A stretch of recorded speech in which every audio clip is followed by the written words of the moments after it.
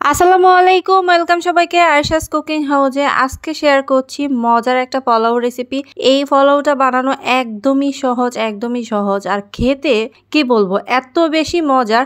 আগেকার দিনের নানি দাদিরা কিন্তু এত সুন্দর করে সহজ রেসিপিতে এই নারিকেলের পোলাওটা রান্না করতো। আমি কিন্তু আজকে নারিকেলের দুধ দিয়ে পোলাওটা রান্না করব। তো কিভাবে রান্না করছি সেটাই আপনাদের সঙ্গে শেয়ার করব।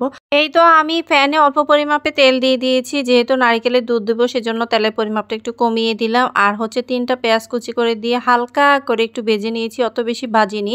আর আমি এখানে 500 গ্রাম মতো চিনি গুঁড়া চাউল নিয়েছি। আর এটা রান্না করার জন্য যদি মোটা চাউল নেন তাহলে সবচেয়ে বেশি বেটার হয়, খেতে অনেক বেশি ভালো লাগে আর কি। যাই হোক, আমি চিনি গুঁড়া চাউলটা নিয়েছি। আর হচ্ছে গিয়ে এখন পেঁয়াজটা ভাজা হয়ে গেলে আমি চালগুলো ধুয়ে রেখেছি আগে থেকে, পানিটা ঝরিয়ে দিয়ে এখন হালকা করে নেড়েচেড়ে একটু ভেজে নিয়েছি। অত বেশি ভাজা ভাজা করবো না, হালকা কিছুক্ষণ নাড়াচাড়া করে ভেজে নিব। এরপর হচ্ছে আমি এখানে কিছু গরম মশলা কাঁচামরিচ দিয়ে নেড়েচেড়ে নিয়েছি। এরপর এখানে 1 গ্লাস নারিকেলের দুধ দিয়েছি। আর যেই নারিকেলটা সবচেয়ে বেশি মিষ্টি হবে সেই নারিকেলের দুধটা নিলে আর পোলাও রান্না করলে সবচেয়ে বেশি মজা হয়। তো আমি হচ্ছে দুধটা দিয়ে ভালো করে নেড়েচেড়ে তারপর হচ্ছে এখানে আমি পরিমাপ মতো পানি দিয়েছি। 1 পট চালের জন্য 2 পট পানি লাগে। আমি যেহেতু দুধটা দিয়েছি সেজন্য আমি অল্প পরিমাপে পানিটা দিয়েছি আর কি। 1 পট দিয়ে আরেক পটের অর্ধেক দিয়েছি। তো পানিটা দিয়ে নেড়েচেড়ে আমি ঢাকনা দিয়ে দিয়েছি। ঢাকনা দেওয়ার পর পানিটা যখন শুকিয়ে গেছে তখন হচ্ছে পোলাওটাকে নেড়ে ছেড়ে তারপর হচ্ছে গিয়ে আমি আবার ঢাকনা দিয়ে চুলার উপরে দমে রেখে দিব, তবে চুলার আঁচটা অফ করে দিয়ে দিব। এখন হচ্ছে ফ্রাই প্যানের ঢাকনাটা বন্ধ করে দিয়েছি। এখানে 10 থেকে 15 মিনিট সময় দমে রেখেছি। এরপর হচ্ছে আপনাদেরকে খুলে দেখাচ্ছি, দেখেন কি সুন্দর হয়েছে।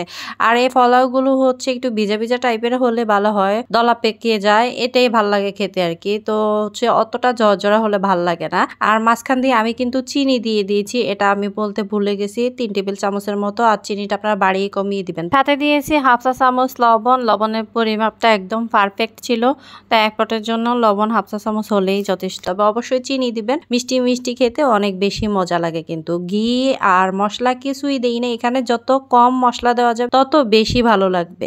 চাইলে আপনারা দিতে পারেন, তবে আমার কাছে মনে হচ্ছে গিয়ে একদম কম মশলায় নারকেল দুধ দিয়ে এভাবে যদি রান্না করা যায় তাহলে পোলাওটা অনেক বেশি মজা লাগে। আর এই পোলাওটা আমরা সবসময় সিদ্ধ ডিম দিয়ে খাওয়ার চেষ্টা করি। তো আমি আজকে সিদ্ধ করে নিয়েছি ডিমগুলো, আর উপরে দিয়ে এখন ঢাকনা দিয়ে 10 মিনিট দমে রেখে দিয়েছি। এটা প্রয়োজন নেই, এমনিতে রেখে দিলাম আর কি, একসাথে যাতে যখন খাবো তখন হচ্ছে গিয়ে এভাবে নিয়ে নেওয়া যায় আর কি।